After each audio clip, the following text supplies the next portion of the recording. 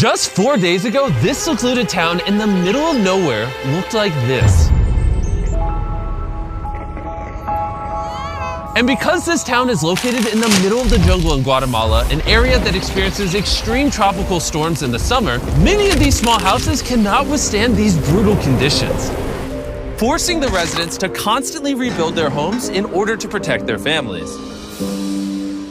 However, Guatemala City, a 4-hour car ride away, is in stark contrast to this with its upmarket infrastructure and work opportunities, a gap we really want to bridge. Once we found out about this community in Guatemala, we contacted Techo, an organization we worked with 2 years ago by rebuilding 10 houses in an impoverished community in Costa Rica, to see how we could help save this remote town from being destroyed. And 1 week later, Darren arrived just outside Guatemala City. And despite its beautiful landscapes and rich culture, he soon experienced firsthand just how difficult it was to reach the small village of Chiziguan, as he had to charter a small plane to a nearby town and then still walk for miles through the thick jungle terrain.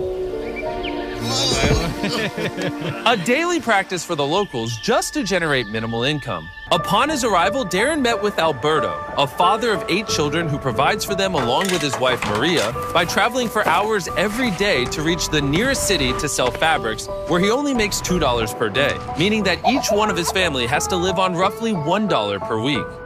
On top of this, the entire family of 10 have to share a singular bedroom. The existing houses that these people are living in are very rudimentary. The floors are made out of dirt, there's no electricity. They have to build fires inside of the houses to cook and keep warm. And on top of that, there's no way for Alberto and the rest of the community to collect fresh drinking water. Todavía llegamos a buscar aguas en los pozos, porque ahí tenemos un pocito que está ahí, pero no nos abastece por la familia que tenemos como no. It is absolutely heartbreaking to witness just how difficult it is for these people to support their families. We want to come and help this community. We want to make a big difference for them. We want to give them a more comfortable and safe environment to raise their families. And so we have got a big plan for all of the work that we are going to do over the next few days with our partner Techo. So in just 4 days, we will be constructing 15 new homes that will have solar panels to provide basic electricity, a sanitation system, concrete flooring, a wood-burning stove, and a rain harvesting system with storage and filtration. In Techo, there are almost 1.5 million volunteers who have passed through the organization. These kinds of activities can change their lives by allowing them to connect with their traditional roots and support these small communities. They help by bridging the gap between those less fortunate than themselves.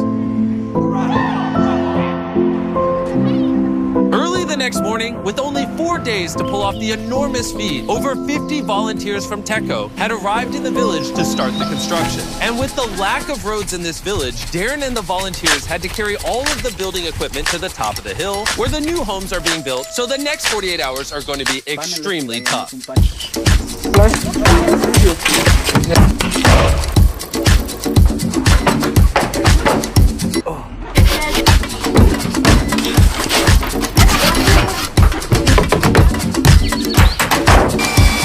With 2 days down, they were able to finish the structures of the houses. However, with only 48 hours remaining, they still had to install all of the irrigation pipes and plumbing for the water collection system.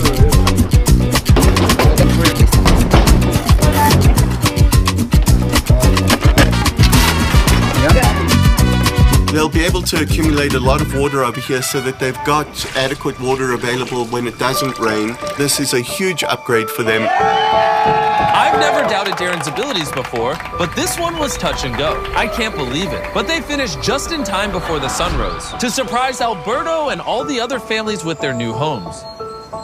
And the children couldn't contain their excitement. Let's cut the ribbon.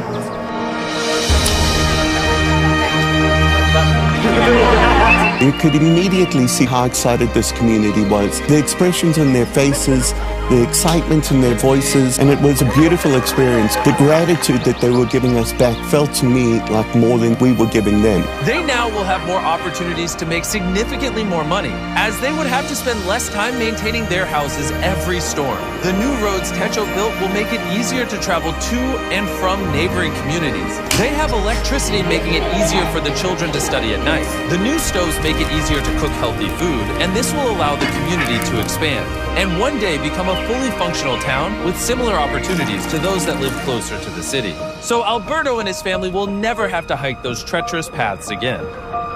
Estamos felices con todo. Mi esposa, mis patojos grandes ya están felices. Me sentí muy contento.